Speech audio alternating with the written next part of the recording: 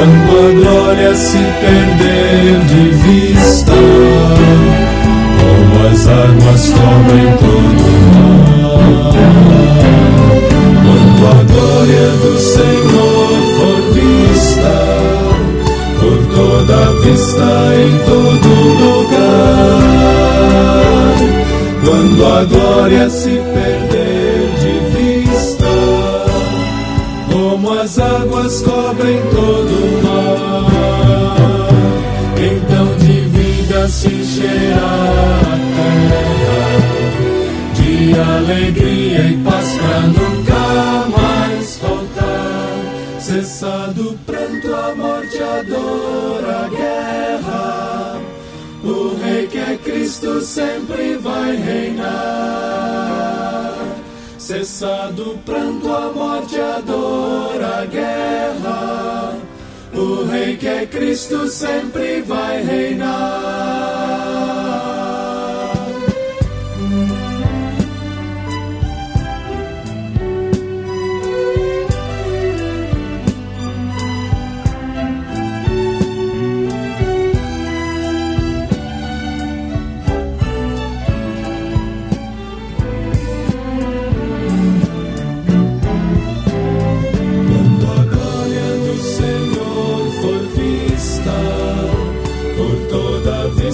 Em todo lugar, quando a glória se perder de vista, como as águas cobrem todo o mar, então de vida se encherá a terra, de alegria e paz pra nunca mais faltar. Cessado o pranto, a morte, a dor, a guerra, o Rei que é Cristo sempre vai reinar. Cessado o pranto, a morte, a dor, a guerra, o Rei que é Cristo sempre vai reinar.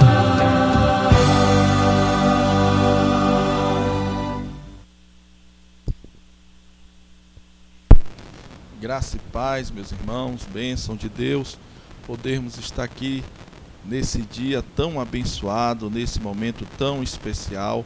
Eu quero nesse momento fazer uma oração por você, né, e pedir que Deus esteja nos abençoando nesta manhã.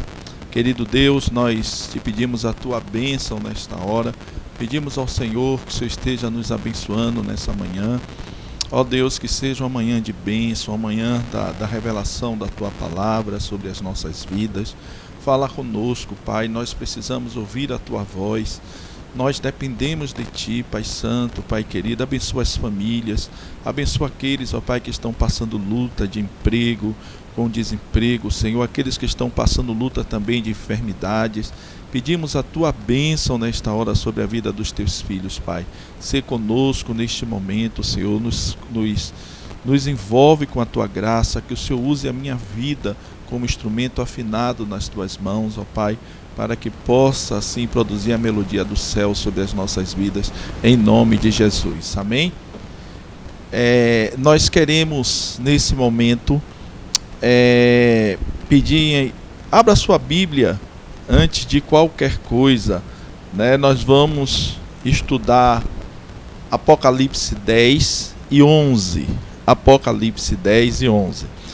Eu sei que quarta-feira foi bem esclarecedor para os irmãos, foi algo assim maravilhoso, porque muitos irmãos conseguiram se situar na pregação de quarta-feira, mas a vida vai continuando. Quero dizer que a gente ainda está na dilatação de 8 centímetros, contração nível 2, não saímos ainda, mas eu vou dar uma rápida situada nos irmãos.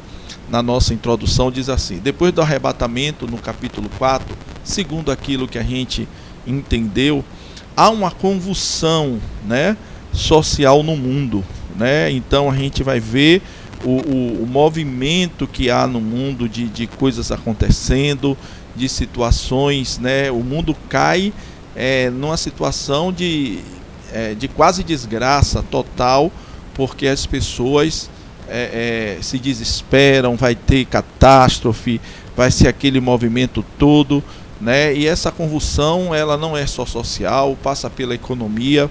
Imagine que vai sumir milhões de pessoas da Terra, né? Atingindo fauna, flora. Deus vai agir também sobre a humanidade para que haja arrependimento, né? Com a abertura dos selos, o toque das trombetas no capítulo 8 e 9. Então a gente vai ver esse movimento na Terra. Preste atenção, a gente vai ver esse movimento na Terra, um movimento assim, um movimento meio catastrófico de tudo que vai acontecer, porque vai ser um abalo para a humanidade, não só a humanidade, mas também toda a Terra vai sentir e vai viver um momento difícil. E agora, dentro dessa percepção, aí tem aí nós, no capítulo 10, estamos na dilatação de 8 centímetros com contração nível 2. Olha que coisa interessante, né, esse slide. Para lhe lembrar que a gente não chegou ainda, o filho está querendo vir, mas ainda não veio, né? E dentro dessa dilatação, que é das trombetas, né, do toque das trombetas, chegou até a 6ª trombeta. Nós chegamos lá, vimos tudo direitinho, a questão dos mártires, daquilo que foi feito, né, em relação às trombetas. Mas olha só, irmãos, o que é que vai acontecer, né? Depois das pragas, tudo dá uma parada na 6ª trombeta. Entra-se no capítulo 10 e 11 antes do toque da 7ª trombeta. E aí nós vamos fazer um apanhado desses 2 capítulos para encerrar com a 7ª trombeta, que aí praticamente encerra, né, o início, é o final da dilatação 2, né, mas entrando para 3. Mas antes de chegar na 7ª trombeta, tem o capítulo 10, o 11 e o final do 11, que é a 7ª trombeta. Então vamos ver sobre o capítulo 10. Eu queria que vocês vissem aí, talvez, na sua Bíblia, 10, versículo 1 a 3, certo? Diz assim: Então vi um outro anjo poderoso que descia do céu. Ele estava envolto numa nuvem e havia um arco-íris acima de sua cabeça. Sua face era como um sol e suas pernas como colunas de fogo. Continuando, né, na outro slide. E ele segurava um livrinho que estava aberto em sua mão. Colocou o pé direito sobre o mar e o pé esquerdo sobre a terra, e deu um alto brado como o rugido de um leão. Quando ele bradou, 7 trovões falaram. Aleluia. Irmãos, nós vamos trabalhar um pouco, né, sobre essa situação. Esse anjo forte é nada mais, nada menos do que Jesus. É a figura, é Jesus, como diz a irmã Nana, né, purinho, né?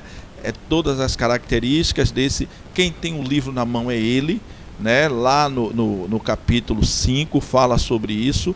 Então, todas as características, né? Então, nós entendemos que é Jesus esse anjo. Então, olhe bem, Jesus anuncia, depois disso, no capítulo 10, verso 6, tem toda essa propensão do anjo, daquilo que está se falando, mas ele vai anunciar que agora basta.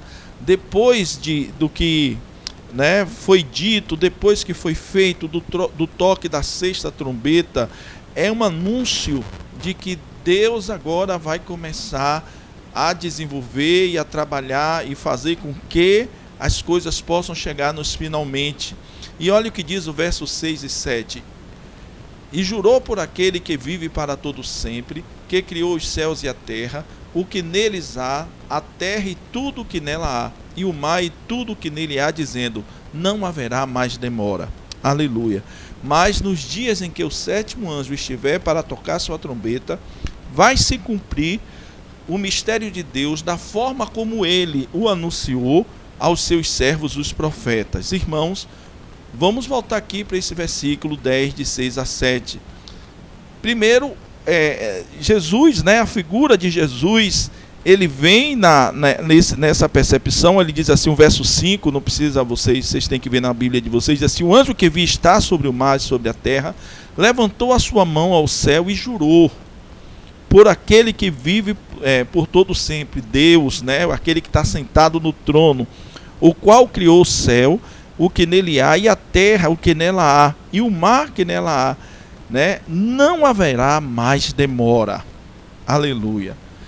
É um basta, é como se fosse um freio dizendo: acabou, não tem mais demora, não haverá mais nenhum tipo de espaço para tanta miséria, para tanta coisa. Não haverá mais demora, nós vamos começar a agir, nós vamos começar, e essa palavra, irmãos, é um freio diante de toda a devastação que a terra estava sofrendo. Mas nos dias em que o anjo estiver para tocar sua trombeta, vai se cumprir o mistério de Deus da forma como ele anunciou a seus servos, os profetas. Perceba bem que aqui a sétima trombeta ainda não foi tocada. Há uma expectativa para o toque da sétima trombeta. Mas o que eu quero que você entenda é que Jesus se levanta e diz: olha, chega, não haverá mais demora. E isso fique gravado na sua vida e na minha vida. Do capítulo 10, o que eu posso tirar, né, assim, que eu achei interessante, foi essas duas situações, né, da presença de Jesus glorioso e com voz, né, bradando dos altos céus sobre o mar e assim, e declarando a vitória, e depois esse juramento, né, diante de Deus Pai. Agora vamos para o capítulo 11. Espero que vocês tenham lido o capítulo 11. E aqui entra uma outra situação muito interessante. O capítulo 11 vai falar da construção do terceiro templo, né? E talvez você não tenha ideia, mas Israel teve o primeiro templo, que foi o de Salomão, destruído por Nabucodonosor, né? Salomão construiu, e Nabucodonosor, rei da Babilônia, ele destruiu o templo, né? Lá em Jerusalém, em 586 a.C.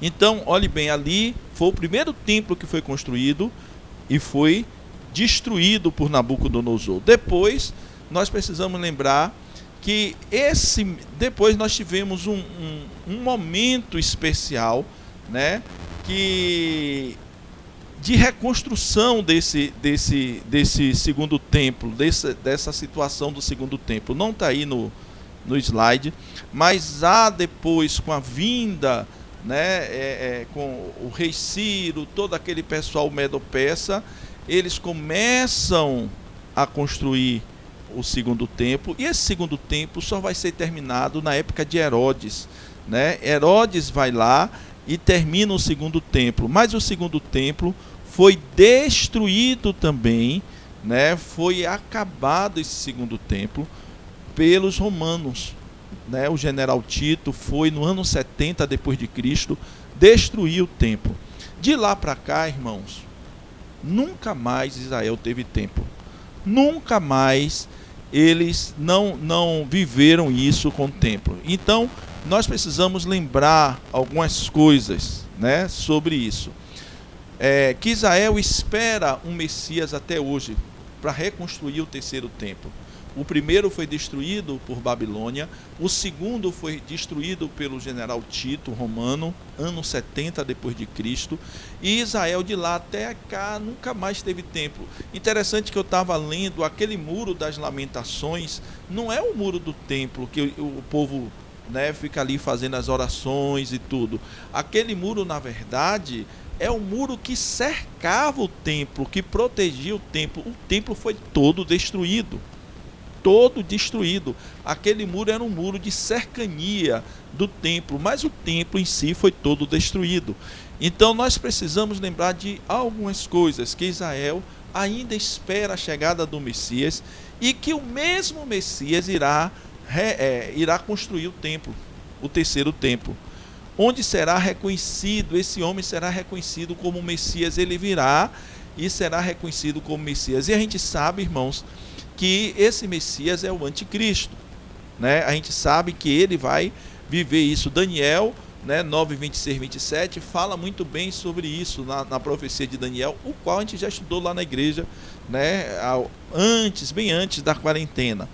Uma outra coisa é que depois, né, o que está acontecendo agora, né, depois do arrebatamento, da abertura dos selos, do toque das trombetas, a citação, né, do capítulo 11 agora é de 3 anos e meio. Vai falar, vê também Daniel, né, 9, 25, 26, que vai falar.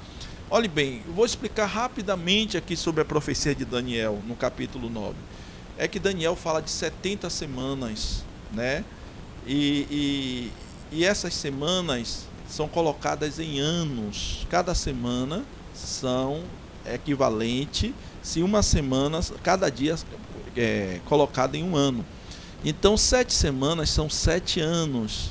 Uma semana são 7 anos. Então 7 dias, 7 anos. Uma semana, 7 anos. Então quando ele falou de 70 semanas, ele está falando de quantos anos? 490 anos. Mas aí ele vem falando que em 7 anos, 7 semanas foi feita a reconstrução, depois de Ciro. Depois ele fala até a morte do ungido, né, mais 62 semanas. E aí para 62 com 7, 69, falta uma semana. Essa uma semana é resgatada, né, e ele fala lá em Daniel capítulo 9, que é resgatada com a questão do anticristo, com a chegada do anticristo. E essa semana, né, que equivale a 7 anos, essa última semana das 70, então nós tivemos 7 semanas, mais 62, 69 que já foi cumprida, mas ficou faltando uma semana. Uma semana são 7 anos. E essa semana de 7 anos foi dividida 3 anos e meio, 3 anos e meio. 3 anos e meio onde o anticristo vai ser reconhecido como Deus, vai ser uma pessoa maravilhosa, e 3 anos e meio que ele vai mostrar a sua cara, e aí virá o fim. E é engraçado isso, porque a gente não tem muita percepção, e o versículo, o capítulo 11 de Apocalipse vai começar a trabalhar um pouco sobre isso. Ele diz o seguinte, o que está acontecendo? Depois do arrebatamento, abertura dos selos e toque das trombetas, agora vemos no capítulo 11 a primeira citação sobre os 3 anos e meio. Os primeiros 3 anos e meio que o anticristo faz uma aliança com Israel e vai construir o templo. Vai construir o templo. E ele vai ser reconhecido como Messias. Olha que coisa interessante. Israel vai reconhecer o anticristo como Messias. Então, isso aqui é um panozinho de fundo para o que está por vir. Em relação ao templo construído pelo anticristo, dos 7 anos de ação do anticristo, ele fará uma aliança com Israel, como eu já falei, né? Aonde irá construir o templo será reconhecido como Messias. E esse tempo de lua de mel com a humanidade durará 3 anos e meio. Imagine que o tempo, né, do anticristo será um tempo de 7 anos. 3 anos e meio ele fará uma lua de mel, e os outros 3 anos e meio será tenebroso, de muita perseguição e controle.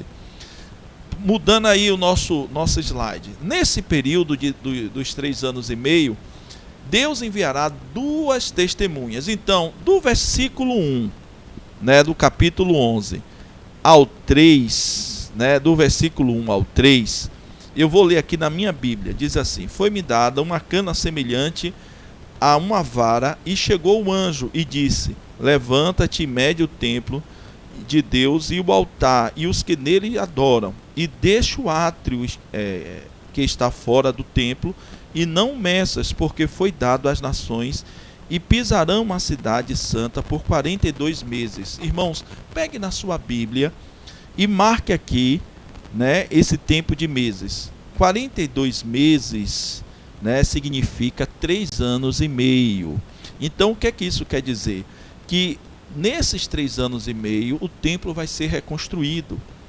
E vai haver sim uma separação. Israel exige que tenha uma separação, que os gentios fiquem no pátio, mas que a parte de dentro, né, do templo seja exercida pelos judeus. Mas o anticristo vai aceitar e vai fazer isso. E sabe qual é o tempo?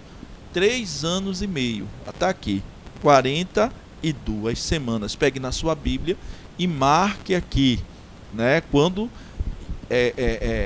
o anticristo vai fazer esse movimento e vai ganhar o mundo inteiro com isso, né? Vai acabar a guerra, vai acabar tudo, ele vai fazer de um jeito que vai atrair atenção para ele. E aí, durante esses 3 anos e meio de paz com o anticristo, de estar todo mundo ali participando, né, batendo papo, falando dele, a gente vai estudar isso nos capítulos 12, 13 e 14, né, que vai falar da besta que vem do mar, da terra.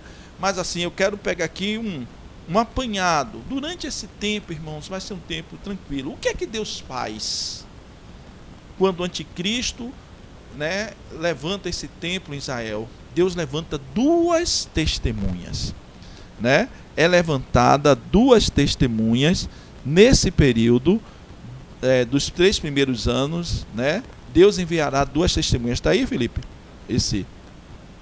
E olhe que coisa interessante. Lá em Apocalipse 11, 3 a 7. Vamos falar um pouquinho sobre essas 2 testemunhas.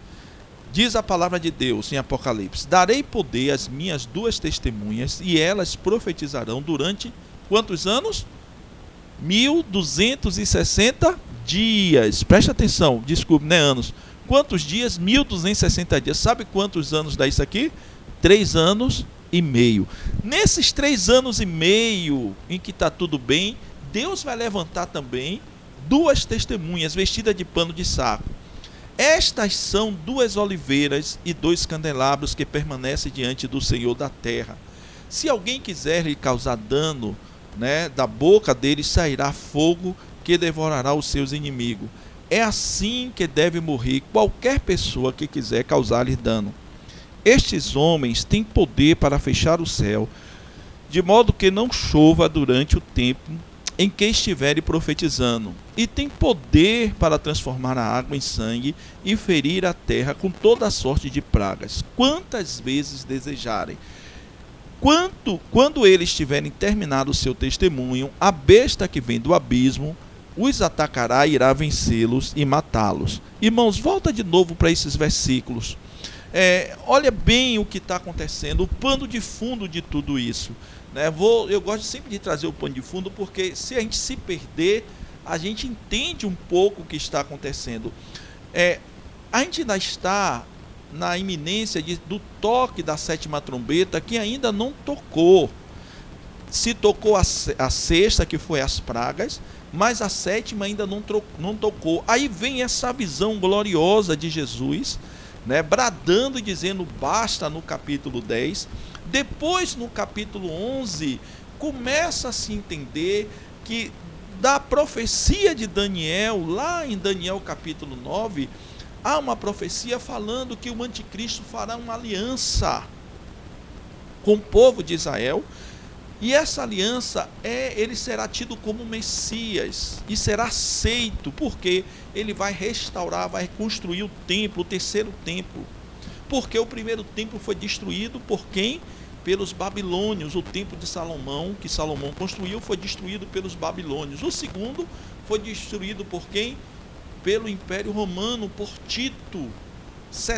No ano 70 depois de Cristo, o Império Romano devasta Jerusalém, destrói todo o templo. O muro das lamentações que a gente vê hoje não é o templo, é um muro que cercava o templo. E agora, de lá, do ano 70 até hoje, Israel não tem templo e não constrói o templo, porque eles esperam o Messias voltar. Eles esperam que volte o Messias para que venha se reconstruir o templo. E esse Messias que eles vão esperar é o anticristo. E aí, irmãos, o versículo 1, 2 do capítulo 11 fala sobre esse templo e diz o tempo, 3 anos e meio. Por que 3 anos e meio, pastor? O período do anticristo está dentro das 70 semanas de Daniel. Já se cumpriu 69 semanas, volta a se cumprir a última semana. E cada dia dessa semana equivale a 1 ano, são 7 anos. Então, Deus diz que até o meio da semana, o anticristo iria ser maravilhoso. Do meio para o final seria terrível. Então, 3 anos e meio ele vai ser bem, e 3 anos e meio ele vai arregaçar, como diz o bom baiano, né? Então, é mais ou menos isso, para que a gente não perca muito tempo, mas para que você entenda. Aí a gente vem para o versículo 3 e lê todos esses versículos que a gente acabou de ler, falando das testemunhas, porque Deus levanta, no período que o anticristo está, nos 3 anos e meio, já se arvorando, já fazendo conchavos, ele, né, fazendo coisas interessantes. O que é que Deus faz? Levanta 2 testemunhas, para que possa falar do amor dele às pessoas. São essas 2 testemunhas, né, que vão falar os selados, 144 mil que irão se converter. Olha como a coisa vai se encaixando. São esses 2 homens que nós vamos estudar agora, que irão falar para os 144 mil. Os 144 mil ouvirão essas 2 testemunhas pregando, e eles se converterão. Será um número de 144 mil judeus que se converterão com a pregação das 2 testemunhas. Mas, irmãos, vamos ficar focados agora nessas 2 testemunhas e vamos ver o que acontece. Passando o slide, vamos analisar as 2 testemunhas. Achou ele? Vamos analisar as 2 testemunhas. Primeiro, elas terão autoridade dadas por Deus. Preste atenção. As testemunhas não vão chegar porque é de igreja. Não, elas terão autoridade dadas por Deus. Isso é importante. Olha o que diz o verso 3 aí. Darei poder às minhas 2 testemunhas. Não serão pessoas que virão desprovidas. Será um intelectual. Não, elas terão autoridade dada por poder dado por Deus. Segundo, elas profetizarão por 3 anos e meio, que é o período em que o anticristo está numa boa, né? Participando de tudo, vendo tudo, se levantando, copiando todas as coisas estão caminhando, né? E as testemunhas começam a desenvolver o seu trabalho, a desenvolver aquilo que tem que ser feito. É o que diz aí também uma parte do verso 3, e elas profetizarão durante 1260 dias. Sabe quantos são 1260 dias? 3 anos e meio. Terceiro, elas não virão em ostentação. Não esperem, irmãos, que essas 2 testemunhas virão cheia de ouro, ou serão pessoas intelectualizadas, quem sabe, ou serão pessoas que terão títulos. Não, a Bíblia diz que elas vêm vestidas de quê? Panos de saco. Sabe o que é isso? Elas vêm humilde. Como Jesus apareceu como o Salvador do mundo, nascendo numa manjedoura, essas 2 testemunhas virão humilde. Elas serão responsáveis por um trabalho maravilhoso. Uma outra coisa, elas serão investidas de poder. Se alguém quiser lhe causar dano, da boca deles sairá fogo que devorará os seus inimigos. E é assim que deve morrer qualquer pessoa que quiser causar-lhe dano. Verso 6. Estes homens têm poder para fechar o céu, de modo que não chova durante o tempo em que estiverem profetizando, e têm poder para transformar a água em sangue e ferir a terra com toda sorte de pragas, quantas desejarem. Irmãos, veja a autoridade que esses homens têm, essas 2 pessoas têm. É algo que nos causa espanto, porque no meio dessa turbulência me aparece 2 homens, 2 testemunhas. No meio dessa turbulência me aparece alguém revestido com tanto poder, irmãos. Imagine, o mundo já perdeu a igreja já subiu, e a confusão que não está no mundo, né? Me aparece um líder que faz aliança com Israel. Olha que coisa interessante. Ele começa a fazer aliança com Israel. A coisa está indo bem, 3 anos e meio de maravilha e tudo. Deus manda 2 testemunhas dessa para testemunhar sobre o amor dele. E as coisas começam a caminhar dentro desse processo, dentro dessa situação que a gente às vezes não entende, né? Não percebe. Mas eu queria ainda falar um pouquinho sobre eles, né? E sobre essa situação que eles vivem. Pode passar. Mas quem são as testemunhas? E aí eu vou beber minha água, que hoje não é de coco, mas assim, Veja quem são as testemunhas. Você consegue colocar aí no chatzinho quem são?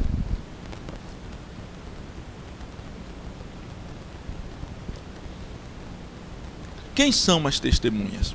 Muitos falam que Elias, outros Moisés, João Batista, Enoque, né? Irmãos, todo mundo tem as suas teorias, tem as suas formas de ver, mas qual é o parâmetro que eu tenho visto dentro disso? Eu tenho procurado sempre buscar na Bíblia algo que possa certificar aquilo que não pode. Eu digo assim, olha, eu acho que a gente pode vir por aqui, não é verdade?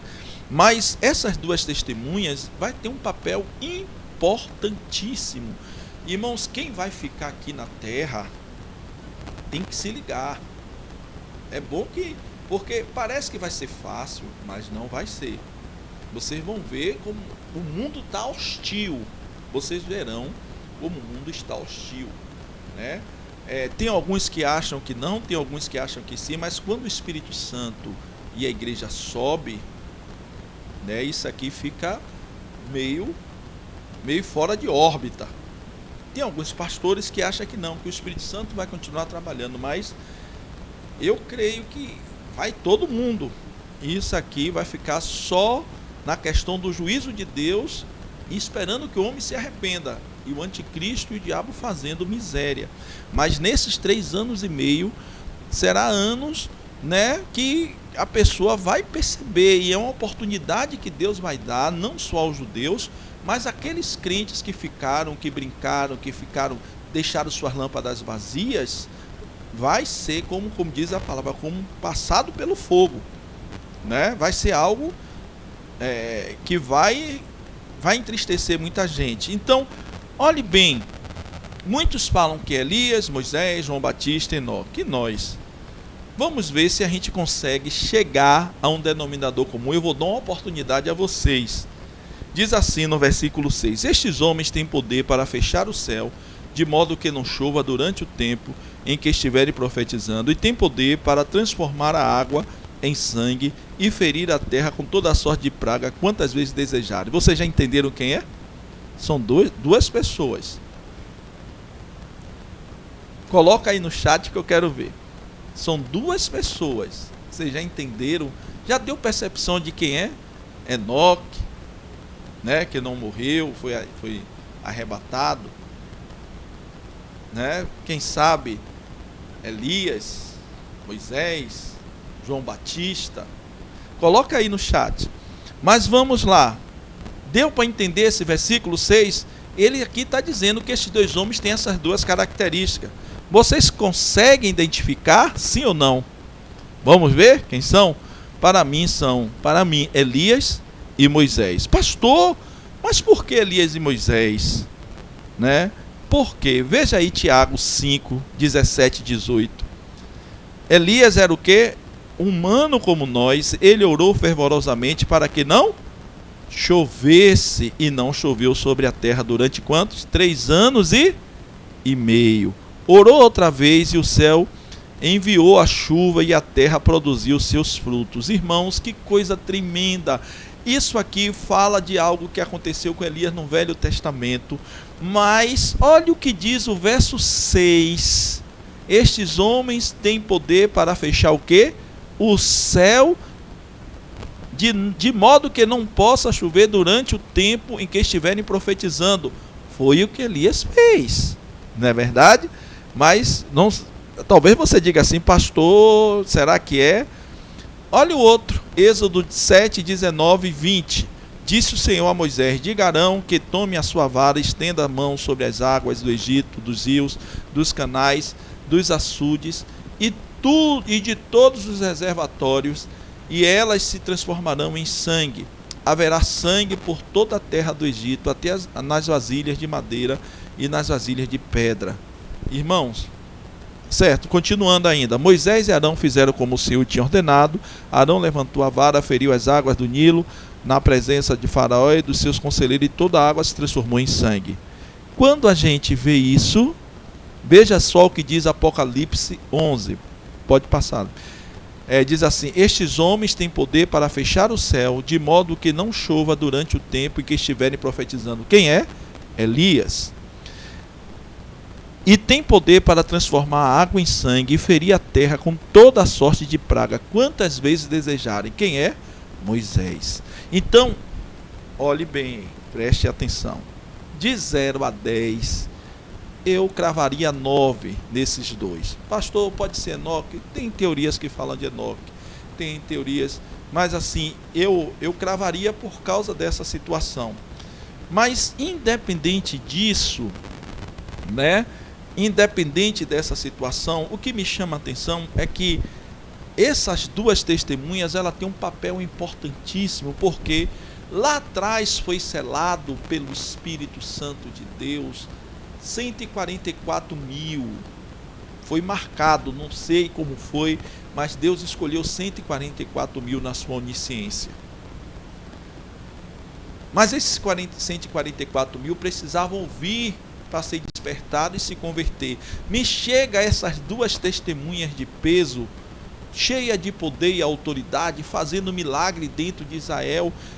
Olhe outro abalo, ninguém conhecia quem eram essas testemunhas, em um tempo onde o anticristo estava de paz com Israel, e essas testemunhas começam a chamar a atenção, começam a trazer atenção, e as pessoas se convertendo, e eles precisavam cumprir a tarefa.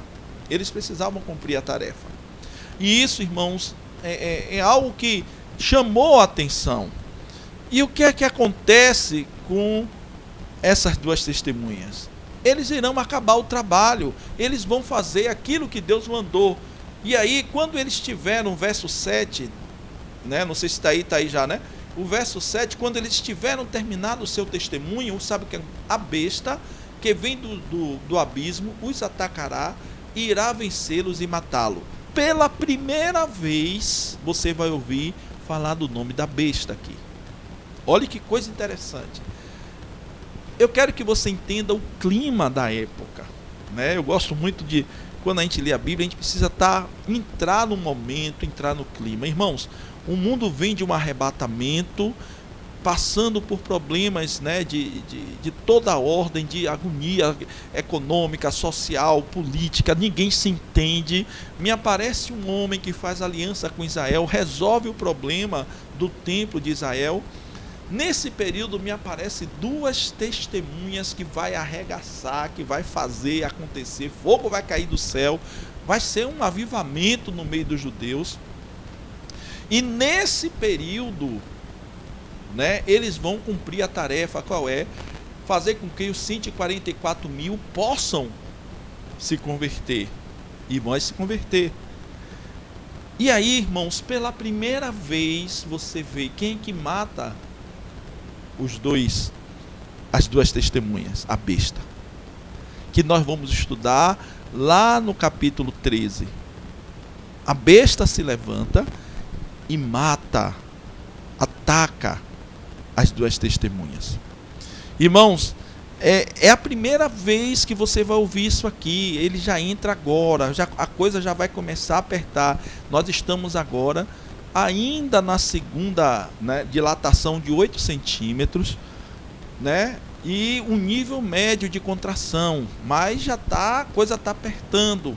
A besta se apresenta, o anticristo já está aí, né, e aí há uma situação, ou que né, o falso profeta, mas assim, a Bíblia diz que a besta que vem dos abismos atacará, né, atacará e fará com que as duas testemunhas sejam mortas.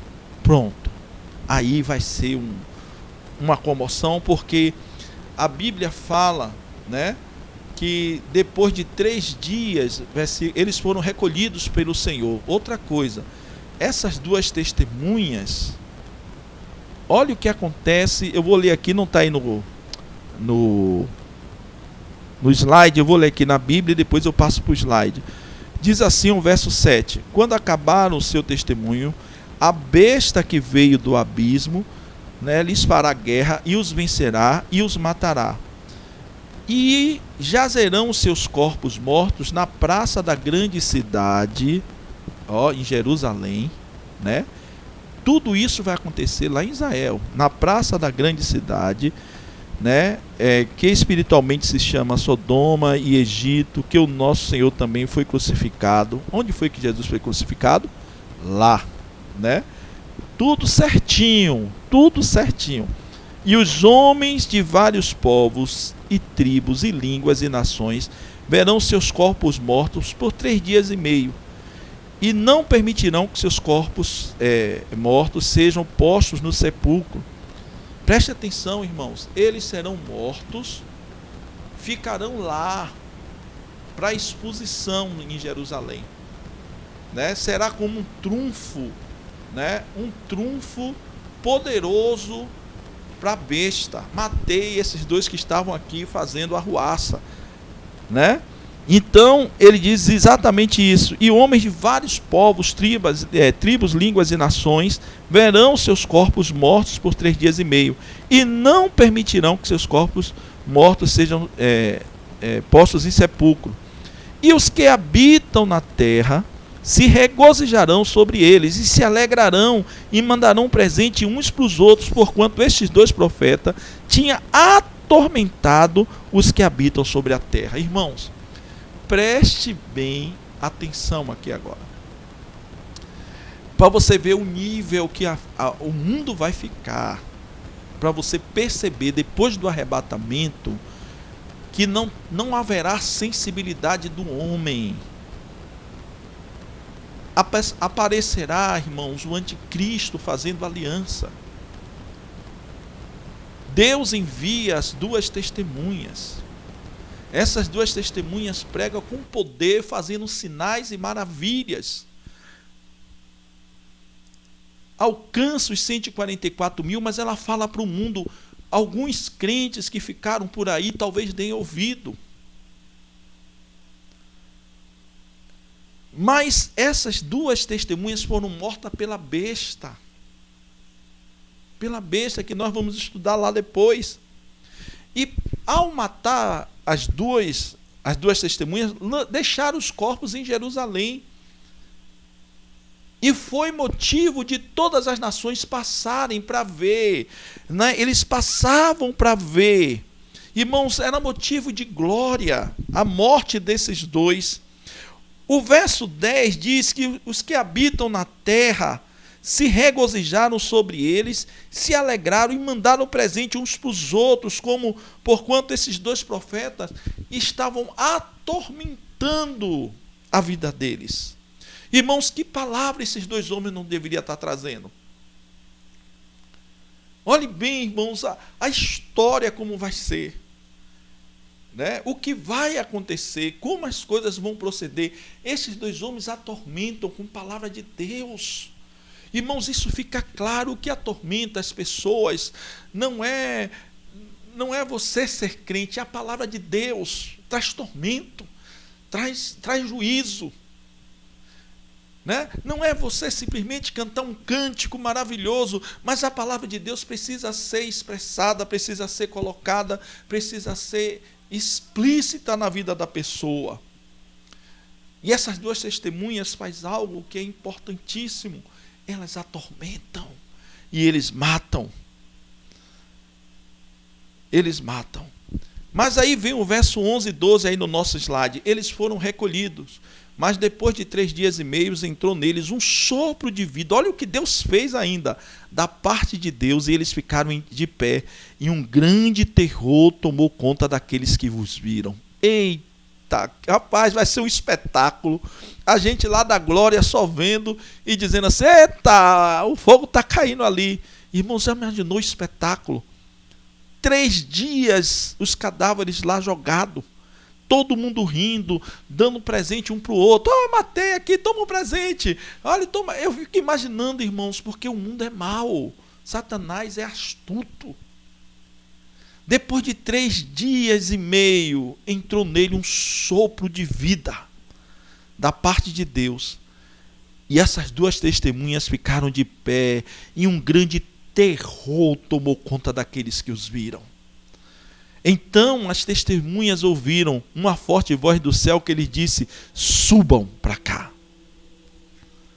E eles subiram para o céu numa nuvem enquanto os seus inimigos olhavam. Irmãos, pode dar glória a Deus, porque é um momento glorioso do Senhor sobre a terra. Quando Deus disse que basta, Satanás não vai reinar. Ele não tem como. O plano de Deus continua, mesmo sem a igreja já está lá em cima, mas Deus continua em busca do homem. Irmãos, que sinal maravilhoso, que coisa gloriosa. Eu fico imaginando, irmãos, o que vai ser o frisson. Olha, as testemunhas, elas se levantaram depois de 3 dias e meio, se levantaram e subiram. Como é que ela subiu? E eu fico imaginando o anticristo querendo saber disso. Como é que ela subiu? Olha, elas estavam aqui, subiram. Ei, irmãos, que coisa maravilhosa. É o nosso Deus trabalhando sobre a face da terra. São coisas que a gente não imagina. Ler Apocalipse é um livro de esperança. É um livro de saber que Deus continua sendo Deus e dizendo ao homem: eu sou o teu Senhor. Mas aí, irmãos, houve esse arrebatamento. Pastor, e agora? Terminamos aqui? Não. Esqueça que ainda no capítulo 11 tem o quê? A 7ª trombeta. E eu quero compartilhar um pouco do toque da 7ª trombeta. Então nós já vimos os 7 selos e vamos encerrar aqui a 7ª trombeta. Jesus toma da mão de Satanás a autoridade sobre o reino deste mundo. Irmãos, isso é muito forte. O versículo 15, que abre a 7ª trombeta, diz o seguinte: porque bem nessa hora o 7º anjo tocou a sua trombeta e houve vozes altas bradando dos céus. Olha a voz: o reino deste mundo agora pertence ao nosso Senhor e ao seu Cristo, e ele reinará para todo sempre. Irmãos, o que isso quer dizer no mundo espiritual? Preste atenção, bote um pouco a cabeça para pensar. O que isso quer dizer? O toque da 7ª trombeta é uma tomada de autoridade do reino deste mundo. Sabe por quê? Veja aí na sua tela, Mateus 4, de 8 a 9. Depois o diabo levou quem? Jesus a um monte muito alto, lhe mostrou todos o quê? Os reinos do mundo, e disse: olha, e seu esplendor, e disse-lhe: tudo isso lhe darei. Ele tinha isso na mão. Olha que coisa interessante. Ele ainda tinha isso na mão, ele tinha esse trunfo. Ele foi tão ousado que ele oferece a Cristo: olha, tudo isso lhe darei se você me adorar, se prostrar e me adorar. Então, por isso, irmãos, que a primeira coisa da 7ª trombeta diz: basta. O que nós lemos lá no capítulo 10, que Deus disse: vai bastar, acabou. A primeira coisa que se toma e que Deus brada com voz de leão, rugindo, diz: porque nessa hora o 7º anjo tocou a trombeta e houve vozes altas bradando do céu: o reino deste mundo agora pertence ao nosso Senhor e ao seu Cristo. Entrega, Satanás. Entregue aquilo que você tentou seduzir Jesus, e ele reinará para todo sempre. Irmãos, dê glória a Deus. É uma tomada de autoridade agora. Acabou a brincadeira para Satanás. Acabou, não tem mais jeito. O reino agora é de Deus. É aquilo que Deus vai fazer sobre a face da terra. Ele não tem mais autoridade para estar seduzindo ninguém, para estar levando, para estar fazendo, manipulando. Acabou. O reino agora é do Senhor. Uma outra coisa, Jesus é declarado como aquele que já veio. Como aquele que já veio. Irmãos, pouca gente percebe isso. Em Apocalipse 11, 17 diz assim: graças te damos, Senhor, Deus Todo-Poderoso, que és e que eras. Antes, dizia assim lá no, né? Que és e que eras e que há de quê? De vir. Agora não. Ele já veio e já levou a igreja. Aleluia. Ele já levou a igreja. Ele não volta. Ele já veio. É que és e que eras. Porque assumistes o teu grande poder e começastes a reinar. Agora Deus vai tomar o controle da terra. Deus vai dizer assim: agora eu vou começar a agir sobre esta terra. Vou começar a agir sobre tudo isso que tem acontecido nesse lugar. Nós vamos começar a agir. Irmãos, olhe só diante dessa tomada de autoridade. Veja o versículo 18 que diz: as nações ficaram o quê? Iradas contra quem? Olha só, irmãos. E as nações aqui, quer dizer, os reinos. Olha, os príncipes deste mundo ficaram irados com o Senhor, porém agora é a sua vez de ficar irado contra elas. É tempo de julgar os mortos, de recompensar seus servos, tanto os profetas como o povo, todos que temem o seu nome, tanto grandes como pequenos, e de destruir aqueles que causaram a destruição sobre a terra. Irmãos, diante desse bradar do Senhor, dessa tomada de posição, as nações se levantam. Não é verdade? E aí a gente vê essa composição de Apocalipse diante da sétima trombeta. A gente vê o que vai acontecer a partir daí agora, de como Deus vai agir. Então, só para reprisar e fazer uma revisão com os irmãos, capítulo 10, né, vai apresentar Jesus com o livro, bradando e jurando a Deus que agora basta. Basta. Capítulo 11, fala de duas coisas importantes: os 3 anos e meio, aonde o anticristo se aparece, né, como uma pessoa muito boa, faz aliança com Israel, versículos 1 e 2. Depois, Deus manda as testemunhas do versículo 3 ao versículo 14. E essas testemunhas são elas que vão pregar para os 144 mil. Olha, as coisas vão se encaixando, né? Elas é que vão pregar nessa época, e os 144 mil se converterão. Quando elas morrerem, os 144 mil entram em cena, pregando o evangelho com poder e autoridade. Essas testemunhas quem são? Segundo, de 0 a 10, a gente já cravou em 9, né? Moisés e Elias e Moisés. E o que é que acontece com essas duas testemunhas? Elas vão ser mortas por quem? Pela besta. Por que elas foram mortas? Porque eles estavam atormentando, né, os que habitam sobre a terra. Eles não estavam suportando ouvir a palavra de Deus. Que coisa, hein, irmãos? Que coisa. E aí o que é que acontece? Eles passaram quantos dias mortos? 3 dias e meio. E esses 3 dias e meio ficou o corpo dele aonde? Em Jerusalém. No lugar onde Cristo foi crucificado. E depois de 3 dias e meio, a Bíblia diz que veio um sopro de vida sobre eles. Eles se levantaram e todos viram e foi levado ao céu. Poder de Deus purinho, irmãos. Poder de Deus purinho. A sétima trombeta fala de quê? De Deus tomar a autoridade, dizer: a partir de agora os reinos deste mundo é do Senhor e de seu Cristo. Acabou Satanás. Acabou. Deus vai estabelecer um julgamento, né, com a humanidade, com todo, trazendo o quê?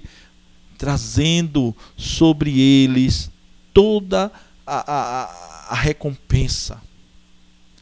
Irmãos, aonde nós queremos chegar com tudo isso? Quem ficar não vai ser brincadeira. Não vai ser brincadeira. É um alerta para todos nós. Porque o mundo, vocês viram que 2 testemunhas que fizeram fogo cair do céu, fizeram grandes maravilhas. E as pessoas friamente não quiseram ouvir do Senhor. As pessoas mataram 2 pessoas que estavam fazendo maravilhas e milagres a olhos nus. Deus vai dar poder às 2 testemunhas para fazer coisas grandes, ressuscitar mortos, curar pessoas, vai ser um movimento, vai ser um grande avivamento em Israel. Israel viverá um grande avivamento, as pessoas vão ver coisas grandiosas em Israel. Mas ainda assim, não quererão Jesus. Dentre toda a nação, 144 mil se renderão ao Senhor, que vai continuar o trabalho até o dia da segunda vinda.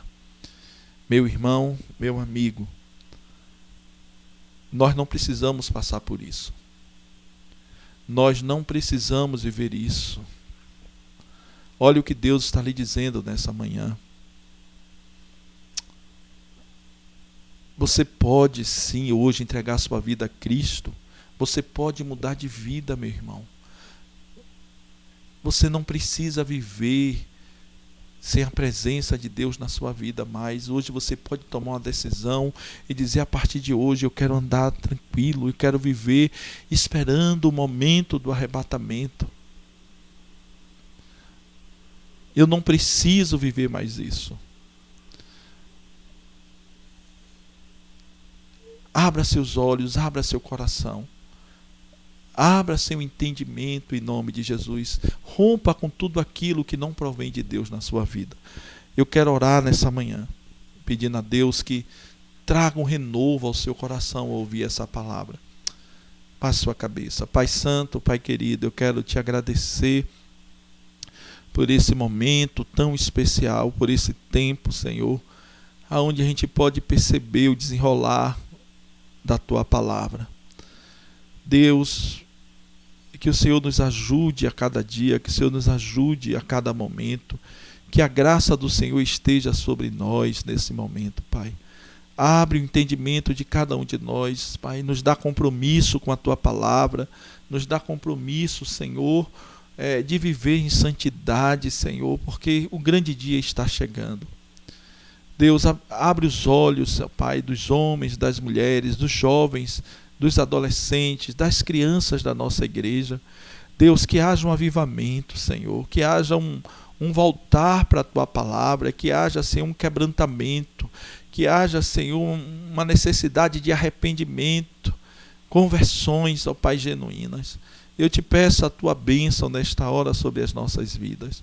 Guarda o nosso coração, Pai, em nome de Jesus. Irmãos, eu queria também orar, pela vida dos homens, porque ontem nós estivemos pregando, e você pode também ter uma live dos homens que eu quero que você assista. Se der para assistir hoje à tarde, assista, porque vai ser importante você assistir a live dos homens e depois ter um tempo de comentário. Eu sei que teve um probleminha, ontem à tarde, depois mais por volta de 20 horas a gente conseguiu,